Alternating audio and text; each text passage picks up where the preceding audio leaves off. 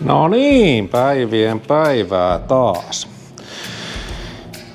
Vihdoin on päästy siihen, mistä aloitettiin silloin, eli tää lukkolaitejuttu.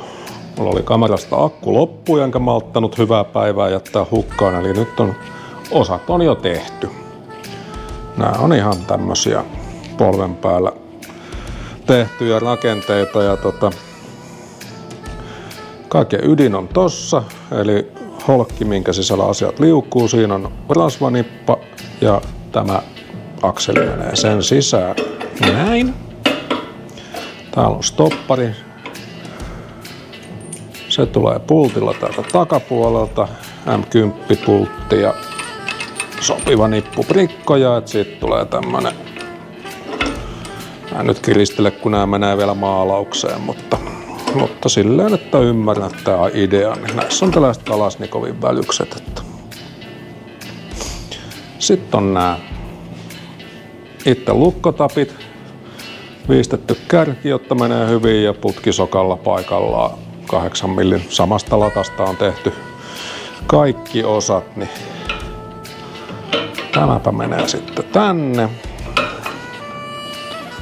ja tosta pultti.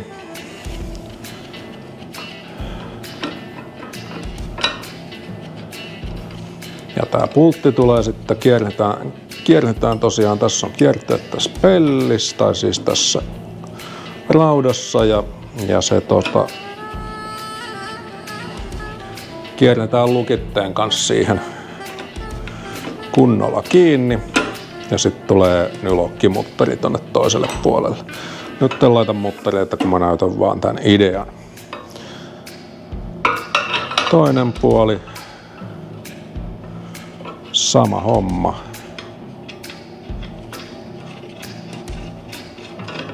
Sitten mä luulen, että mä teen vielä noihin holkkeihin rasvanipat. No en tiedä, on kyllä ehkä turhaa, kun on noin pintakarkastut tapit siinä, niin ne ei kyllä kovin helposti jää jumiin.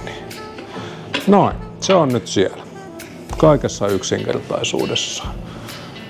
Otetaan vähän eri kulmaa tosta.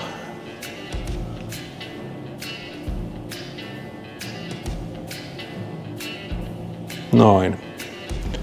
Eli tuolla näkyy tapit. Tosta tulee kauha yläpuoli ja tuolla on kauhassa lenkki siellä alhaalla. Tai mitä nyt ikinä laittaakaan, trukkipiikit tai kauhajia. Tosta sitten kahvasta auki. Kumpikin puoli aukeaa. Joku ottaa johonkin kiinni. Toi tuolla noin. Se on siinä. Ja kiinni. Ja sitten tää on mitoitettu niin, toi stopparin pystyy tosta säätääkin. Mutta se on mitoitettu niin, että kun täältä työntää, niin tää pyrkii menee kiinni. Eli että jos se olisi tossa vähän ylempänä, niin sitten tää pyrkisi aukeamaan. Ja sen lisäksi eihän ton suuntaisia voimia siihen tulee. Että uskoisin, että hyvä tulee. Sitten ei ole muuta kuin maalia päälle ja kiinni. Että tappiremppa on tosiaan tehty ja semmoista. Se tuli siinä tosiaan sivujuonteena. Ja hei!